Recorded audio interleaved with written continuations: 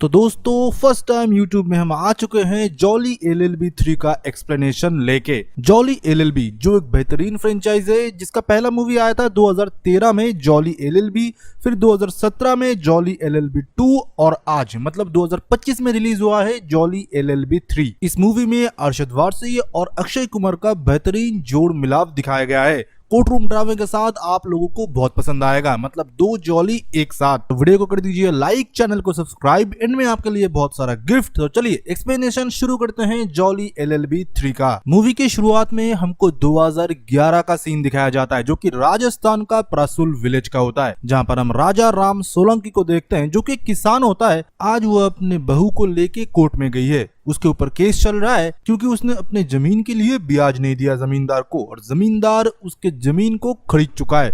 वो ये बोल रहा है, नकली पेपर का खेल है पूरा। राजस्थान डिस्ट्रिक्ट जो कोर्ट होते हैं वो बता देते हैं कि इसमें कोई गलती नहीं है जमींदार की, उसको लीगली राइट है कि आपकी जमीन वो ले सकता है। पर जो राजा राम है वो रोता है और बोलता है नकली पेपर है, इन्होंने पूरा पेपर नकली बनाया है। और उनके बहू भी जब ये सब कुछ बोलती है तब पूरे कोर्ट में उसको जलील किया जाता है, और जज साहब भी बोलते हैं तुमको बोलने की हक नहीं है, हमारे इधर से मर्द ही बोलते हैं। और अगर आपको हमारे जजमेंट में भरोसा नहीं है, आप पुलिस के पास जाइए, DM के पास जाइए, सुप्रीम कोर्ट जाइए, हाई कोर्ट जाइए, कहीं भी आप जा सकते हो, पर हमारा राय यही रहेगा। फिर वो लोग उधर से लौटते हैं और राजा राम के पास तब कोई ऑप्शन नहीं रहता। हम देखते हैं कि रात में वो अपने कुटिया में बैठ के अपने बेटे को तस्वीर में देखते हैं जो कि आज एक शहीद हो चुका है। वो एक आर्मी जवान है, उसकी विधवा आज उनके घर में रहती है। राजा राम हम देखते हैं एक डायरी खोलता है और देखता है कैसे जो उसकी जमीन थी उसके परदादा ने उसके दादा को दिया, फिर उसके दादा ने उसे, और आज वो अपने बेटे को देना चाहता है। पर आज वो जमीन उसके पास नहीं है। भले जमीन में कम पैसे मिलते हो या जमीन में कुछ ना उगता हो,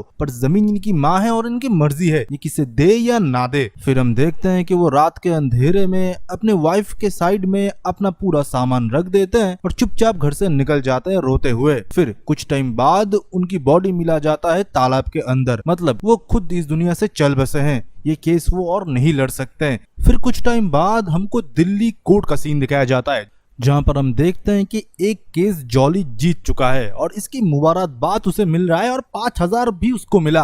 पर जो क्लाइंट है बाहर तो दूसरे जॉली से मिलता है और ये दूसरे जॉली का केस है, मतलब इधर थोड़ा झोल है। जो अक्षय कुमार है वो है जगदीश्वर मिश्रा, और इस कोर्ट में जो असली जॉली है वो है जगदीश्वर त्यागी। और त्यागी जी का केस मिश्रा जी हमेशा खा लेते हैं क्योंकि दोनों को ही प्यार से जॉली जॉली बुलाया जाता है और दोनों को ही पैसे कमाने की हुर है, और दोनों ही भाई कोई सिविल वगैरह का छोटा मोटा केस नहीं लेना चाहते। जहाँ पर अच्छे कैश है वो उधर ही डील करते हैं, मतलब क्लाइंट केस जीते ना जीते इनको बस पैसे से मतलब है, दोनों ही पक्का बीप बीप है। तो भाई ऐसे ही त्यागी का केस हमेशा जब वो उठा के ले जाता है, त्यागी को क्लाइंट नहीं मिलता, उसे आ जाता है गुस्सा और वो सीधा चला जाता है एसोसिएशन के पास और हंगामा कर देता है जगदीश के चेंबर के बाहर और तोड़ फोड़ मचा देता है। फिर जगदीश को हमेशा पैसे की आधा आधा बंटवारी उससे करना पड़ता है क्योंकि उसी के नाम पे वो खा रहा है, क्योंकि बंदे के पास कोई केस नहीं आता क्योंकि ये सबसे ज्यादा बीप है। फिर हम देखते हैं त्यागी उधर से कोर्ट का केस निपटाने के बाद वो जाते हैं अपने घर नहीं जाता है NGO जहाँ पर उसकी पत्नी काम किया करती है। उधर लक्ष्मी दी करके एक औरत है जो कि त्यागी को बोलता है, मतलब जॉली को बोलती है कि जॉली 40 किसान है जो कि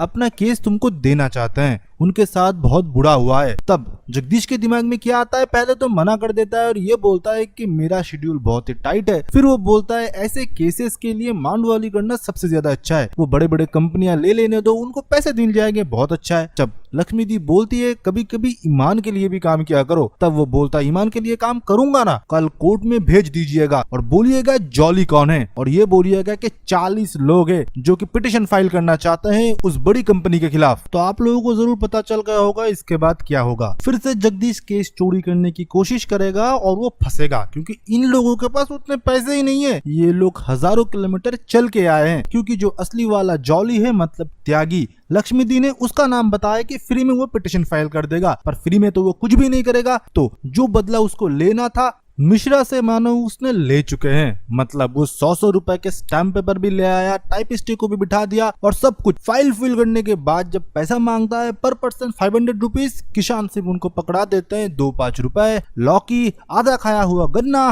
बैंगन, उनके खेत की थोड़े मोड़े सब्जी पकड़ा देता है। मतलब उसका हो चुका है भारी नुकसान, त्यागी से पंगा लेना उसके लिए हुआ बहुत ज्यादा मुश्किल और त्यागी भी उसे मौक करते हुए फिर दोनों में हो जाता है लड़ाई। मतलब सीधी सी बात है, इन दोनों में 36 का आंकड़ा है, कोई किसी को देख नहीं सकता। फिर हम देखते हैं कि संध्या के तरफ से त्यागी को एक कॉल आता है। संध्या मतलब इसकी वाइफ, वो उससे जानकी अम्मा के बारे में बताती है। वो बोलती है कि ये आपके पास आएगा, जमीन का ही केस है, इसका केस सुन लेना और रजिस्टर कर लेना। इनका केस अगर आप सुनोगे ना भी इमोशनल हो जाओगे। पर इमोशन से तो त्यागी का दूर दूर का कोई रिश्ता नहीं है, क्योंकि उसकी भी बेटी बड़ी हो रही है, उसको अच्छे स्कूल में भर्ती कराना है। तो ऐसे केस अगर वो लेगा, किसान वाले केस जहाँ पर से पैसे बहुत कम मिलते, कुछ भी नहीं मिलता और ऊपर से लफड़े ज्यादा होते हैं, तो उसने वो भी टरका दिया और भेज दिया किसके पास, मिश्रा के पास। मिश्रा ने साफ मना कर दिया कि मैं असली जॉली नहीं हूं, क्योंकि 40 ऑलरेडी किसान का तप्पर उसे लग चुका है, तो और एक किसान का केस वो नहीं लेगा। फिर क्या था, जानकी अम्मा को वो भी फिर से उधर से भेज देता है और सीधा भेज देता है किधर, सीधा वो भेजता है असली वाले जॉली मतलब त्यागी के घर, जहाँ पर घर में उसकी वाइफ भी होती है।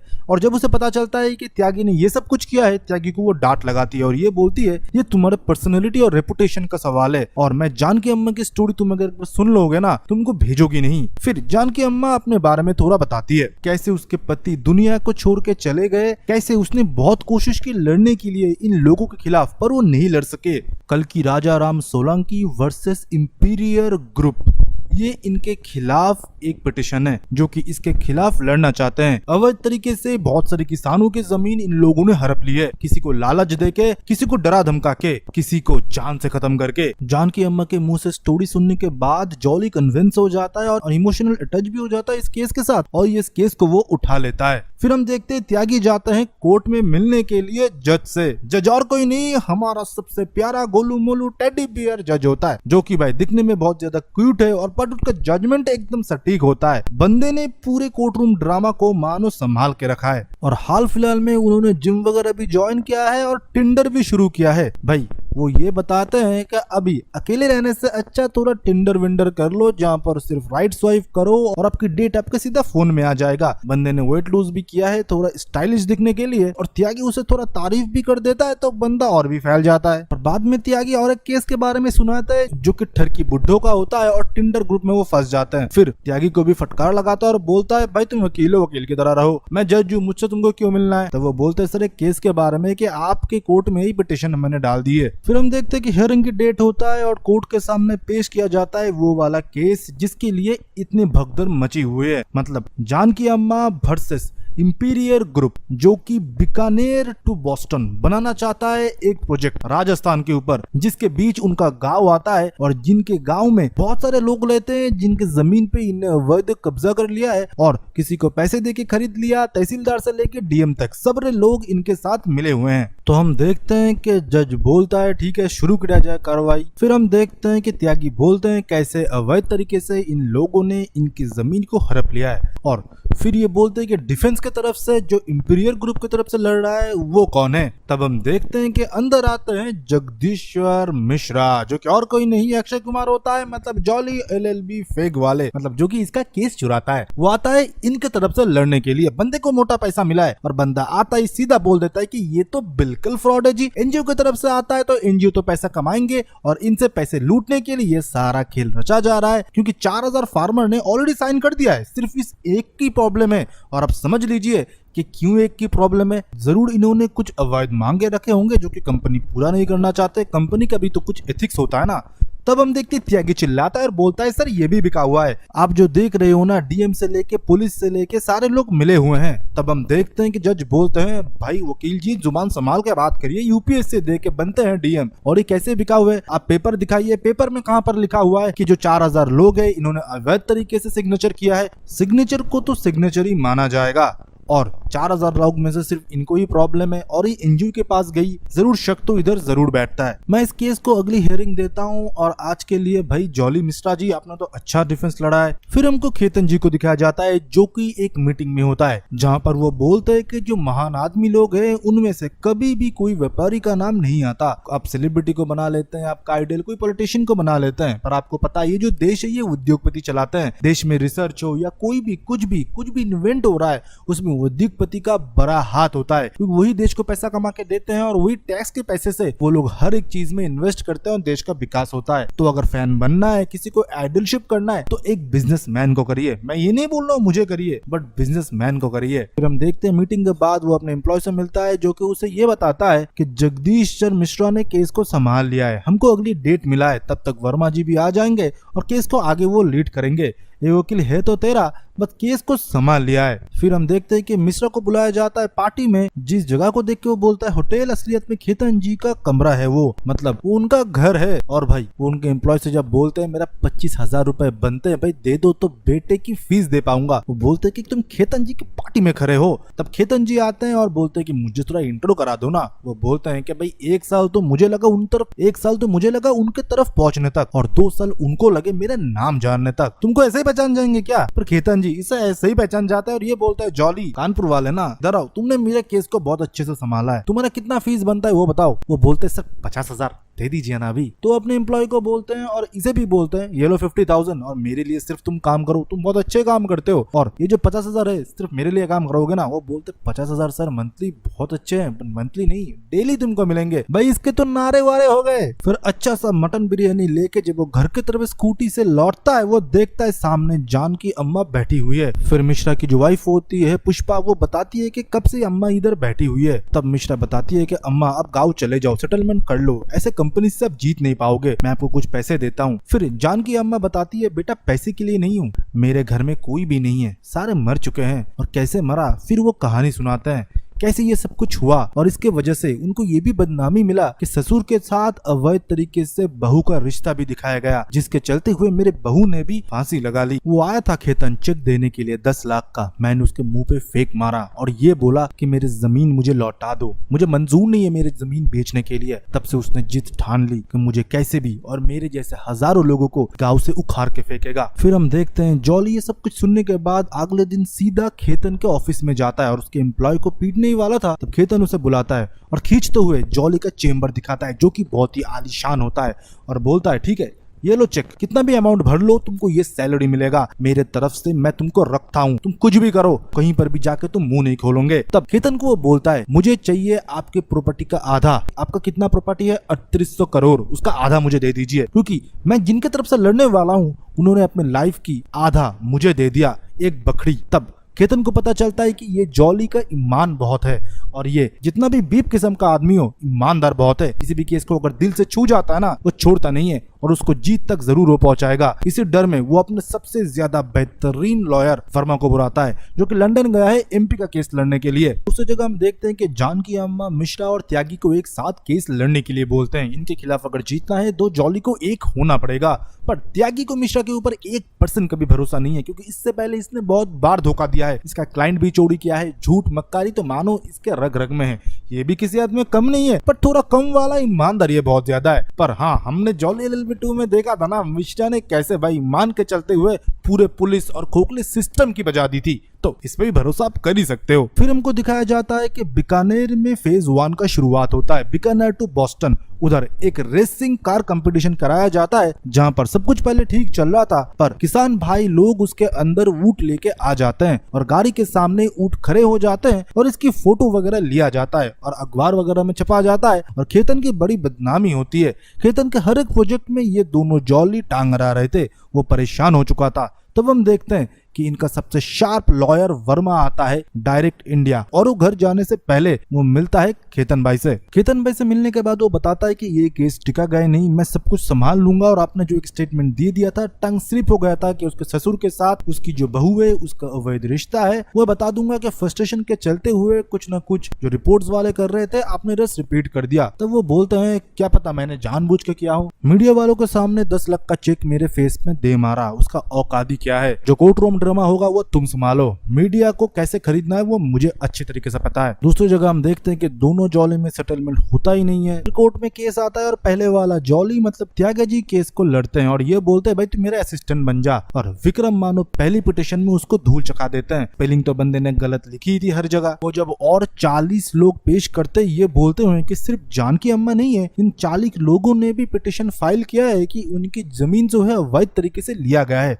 तब विक्रम बोलता है ये फेस +1 में कंप्लीट हो चुका था। 1 साल पहले इनकी जमीन ले लिया गया था और 1 साल बाद वो मुंह उठा के आ चुके हैं और केस तो बनता ही नहीं है। इनको डीएमजी के पास जाना चाहिए था क्योंकि इन्होंने लीगली साइन किया था। अब कैसे साइन किया था, क्या साइन किया था, ये तो आप लोगों को पता ही है। धमका के हो सकता है, किसी को मार के, या किसी को किसी चीज का लालच देके। पर इस बार जो है त्यागी की जो है दस्तावेज खारिज हो जाता है और जज मानो कोई जजमेंट नहीं सुना था, पूरा चीज क्लियर था, फिर भी नहीं सुना था और एक मौका देता है इन दो जॉलियों को, क्योंकि उन्हें पता था ये कितने भी बीप हो जाए पर बंदे है दोनों ईमानदार। तो और एक डेट के अंदर ये लोग सबूत अगर पेश करते हैं ये जरूर केस को जीत जाएंगे और ये लोग एकदम एंड वक्त पे सबूत पेश करने में माहिर है। पर हम देखते हैं जब त्यागी की पिटीशन को खारिज करा जाता है, अंदर मिश्रा हंस रहा था तो दोनों में बाहर जाके लड़ाई हो जाता है और जानकी अम्बा इन दोनों को देखते हैं और ये दोनों खुद भी शर्मिंदा थे। तब हम देखते हैं इन दोनों की वाइफ इन दोनों को समझाते हैं और एक साथ दोस्ती करने के लिए बोलते हैं। फिर ये लोग सबूत इकट्ठे करने के लिए लग जाते हैं और इन दोनों की तरफ नजर था खेतन की। खेतन के लोग इनके ऊपर नजर रख रहे थे, उनको किसी भी हालत में बीकानेर की वो गाँव चाहिए था। वो डीएमजी से मिलके गाँव में ऐलान करा देते हैं कि ये जमीन जो है खेतन ग्रुप्स की है, 24 घंटे के अंदर इस गांव को आपको खाली करना पड़ेगा और ये सब कुछ प्री प्लान होता है।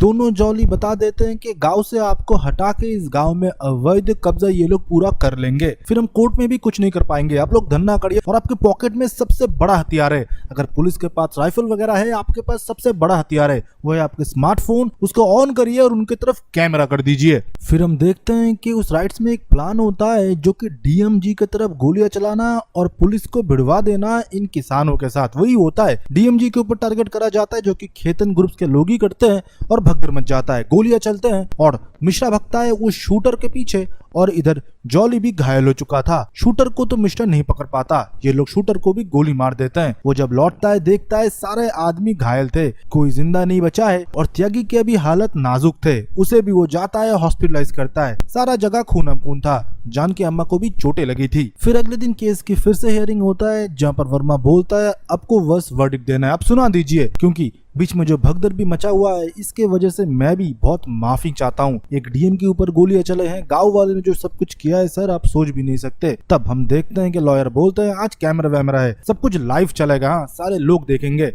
क्योंकि केस बहुत नेशनल इशू बन चुका है आज। और सर मैं आज कुछ फैक्ट के ऊपर बातें करूंगा, ये लोग जो आंदोलन कर रहे हैं इस वजह से हमारा देश कितना पीछे जा रहा है। ये एक नेशनल रिसर्चर है, इन्होंने एक बुक लिखा है जो कि बीकानेर के ऊपर लिखा हुआ है, जहाँ पर वो लिखते हैं इनकी गांव के जो जमीन है धीरे धीरे खराब होने लगे हैं, बारिश नहीं होता है तो पानी की भी प्रॉब्लम है। ये लोग अगर ऐसे ही करते गए इनके इलाके में कभी विकास नहीं होगा और अगर इसमें इंडस्ट्री लगते हैं सब कुछ लगते हैं तो ये लोग ये सब कुछ छोड़ के इनसे ही काम कर पाएंगे और डेली रोजी रोटी कमा पाएंगे। ऐसे पूरे इलाके में विकास होगा और गांव के भी और बीकानेर के भी। इसलिए मुझे लगता है सर ये जो प्रोजेक्ट है वो बनना चाहिए। किया था इनको क्रॉस करने के लिए आते हैं हमारे मिश्रा जी और बोलते हैं कि सर आपने इससे पहले कितने रिसर्च किए हैं, इससे पहले आपने हर एक वैसे जगह रिसर्च किया है जहां पर इंपीरियर ग्रुप ने अपना लैंड एक्वायर किया है, मतलब गांव वगैरह को खाली कराया है। इससे पहले उड़ीसा ले लीजिए, वेस्ट बंगाल ले लीजिए, अरुणाचल ले लीजिए, आपको हर वैसे ही जगह आप लोग रिसर्च करते हुए मिलते हैं जिस जगह उनको गांव खाली करवाना है। कभी आप बोल देते हैं एनवायरमेंट अच्छा नहीं है, कभी आप बोल देते हो कि इधर पोल्यूशन ज्यादा है, कभी आप बोल देते हो कि इधर जाओ जमीन नहीं है। अब असलियत में इनके बीप लगते हैं, इसलिए आप ये सब कुछ करते हैं, पूरा मिला हुआ है सिस्टम पूरा। तब वर्मा बोलते हैं कि सर फिर से एक अनएथिकल बातें किया जाता है, ये नेशनल रिसर्चर है, कोई प्रूफ है कि ये हमसे मिले हुए हैं और यही लोग की सोच से देश को पीछे लेके जाते हैं। कोई भी बड़ा काम होता है, बड़ा इंफ्रास्ट्रक्चर बनता है तो किसी को बलिदान देना बनता है, किसी को सैक्रिफाइस करना पड़ता है सर, ये आपको भी समझना है। हम अगर घर बैठे आज ऑनलाइन ऑर्डर कर पा रहे हैं, घर बैठ के अगर गेम खेल पा रहे हैं, घर बैठे अगर किसी भी चीज का सर्विसिंग करा पा रहे हैं, उसके वजह से किसी ना किसी को सर बलिदान देना पड़ेगा। एक उद्योगपति हमेशा इंफ्रास्ट्रक्चर बनाता है एक साधारण मानव की जीवन की उन्नति के लिए, जो कि ये लोग कभी नहीं समझेंगे। तभी हम देखते हैं कि मिश्रा के पास एक कॉल आता है और मिश्रा बोलता है कि सर मेरे पास और एक सबूत है, मुझे बस 10 मिनट दीजिए, मुझे बाथरूम हो आने दीजिए। जज तो नहीं मानता, तो आपको पता है कि कोर्ट रूम ड्रामा क्या है, ये बहुत ही फनी वाला सीन था और इस बात पे खेतन को गुस्सा आता है, भाई वो हजारों करोड़ का मालिक है, इसके बाथरूम के लिए क्या रुक जाए। और कोर्ट में वो भी सीन क्रिएट करता है और हमारा टेडी बियर जज भी उसे बहुत फटकार लगाता है, बोलता है मेरी कोर्ट मेरी मर्जी। असलियत में वही डीएम साहब जिसको गोली लगा था उसको लेके जॉली मतलब त्यागी आ रहा था, वो भी बहुत इंजर्ड था और ऑनलाइन में पूरा बयानबाजी वो भी सुन रहा था, क्योंकि आज यूट्यूब में सब कुछ चल रहा है। डीएमजी आके पूरा पूरा बयान दे देते, उनके अपनी गलती में रियलाइजेशन होता है और इनकी पूरे खेल को समझ में आ जाता है। ये बोलते हैं इन लोगों ने मेरे ऊपर फायर करवाया था और मैं इनसे रिश्वत भी लेके इनसे मिला हुआ हूँ, असलियत में ये सब कुछ कार्यवाही ये लोग मिलकर करते हैं। फिर हम देखते हैं जॉली बोलते हैं सर इन सारे चीजों को आप भूल जाइए। वर्मा जी का मैं वीडियो देख रहा था जहाँ पर उन्होंने आर्गू में बताया किसी भी चीज को बनने के लिए किसी न किसी को बलिदान देना पड़ेगा। मैं भी इस बात से सर एकदम सहमत रखता हूँ। देश के लिए कुछ बड़ा हो रहा हो ना, किसी न किसी को तो जरूर सैक्रिफाइस करना पड़ेगा। तो सर दिल्ली में एक लैंड एक्वायर होने की बात चल रहा है, सरकार को उधर रिसर्च सेंटर खोलना है जहाँ पर देश के लिए रिसर्च होगा। पर सर उस बीच में एक बड़ा सा घर आता है। ये देखिए सर वो घर, ये फोटो में जो घर होता है और किसी का नहीं, वो खेतन जी का होता है। इसके लिए सर काम रुका हुआ है। खेतन जी इसको खुशी खुशी दे दे क्योंकि इनके लिए तो बहुत गाइस इस साल की सबसे बड़ी सेल आ चुकी है जो कि दिसंबर एंड तक चलेगी। आपको सभी प्रोडक्ट्स पर भारी छूट देखने को मिलेगी। ऐसी मनी सेविंग डील्स के बारे में हम अपने टेलीग्राम चैनल पर सबसे पहले बताते रहते हैं। आप भी बाकी मेंबर्स के साथ big billion days and great Indian sale का फायदा उठा सकते हो। ऑलरेडी 50,000 लोग हमारे चैनल से शॉपिंग करके पैसे बचा रहे हैं। वहाँ हम 24/7 सभी टाइप प्रोडक्ट्स की बेस्ट डील शेयर करते रहते हैं। हमारा काम आपको सबसे पहले बिग डिस्काउंट वाले प्रोडक्ट के बारे में बताना होता है। यहाँ आपको electronic gadgets, clothing, grocery, appliance almost सभी चीजें डिस्काउंट प्राइस पर देखने को मिल जाएंगी। आप बस पिन कमेंट के लिंक से हमारे टेलीग्राम चैनल को ज्वाइन करके साल के सबसे बड़े सेल का मजा लीजिए। आपको चैनल ज्वाइन करने के लिए कुछ भी पे नहीं करना है। ये सर्विस बिल्कुल फ्री है। वहाँ आप अपनी रिक्वायरमेंट के हिसाब से किसी भी प्रोडक्ट की डिटेल जानने को हमें रीच आउट भी कर सकते हो। जैसे ही उस प्रोडक्ट पर डिस्काउंट आता है हम आपको तभी नोटिफाई कर देंगे। तो मिलते हैं नेक्स्ट वीडियो में और नेक्स्ट बिग डिस्काउंट प्रोडक्ट के साथ। और इसी के साथ वो बिलबोर्ड भी उस गांव से उतार लिया जाता है और जॉली LLB 3 का एक्सप्लेनेशन भी इधर खत्म हो जाता है। आप लोग जाइएगा मत। मूवी के शुरुआत में मैंने बताया था कि आप लोगों के लिए गिफ्ट है। आपको पता होगा कि बिग बिलियन डेज और ग्रेट इंडियन सेल आने वाले हैं। साल के सबसे बड़े सेल वाले दिन आप शॉपिंग करिए धमाकेदार, वो भी बहुत ही कम पैसे में। हमारे ग्रुप में जहां पर 50,000 लोग ऑलरेडी शॉपिंग कर रहे हैं बहुत डिस्काउंटेड प्राइस में। हम लोग कोई सामान नहीं बेचते। फ्लिपकार्ट, अमेजोन के सामान जब कम प्राइस में आते हैं हम आपको बता देते हैं। आप सिंपल लिंक पे क्लिक करिए और जाके प्रोडक्ट को खरीद लीजिए। हमारा काम है आपको बताना कौन सी प्रोडक्ट का प्राइस गिर चुका है। मिलते हैं हमारे ग्रुप में जहां पर 50,000 लोगों के साथ आप भी डिस्काउंटेड शॉपिंग करोगे। ये हमारा खुद का और ट्रस्टेड टेलीग्राम चैनल है। फिर मिलते हैं ऐसे शानदार वीडियो के साथ। तब तक के लिए बाय बाय एंड सी या। ग्रुप में जरूर ज्वाइन होइए कमेंट सेक्शन के पिन कमेंट से।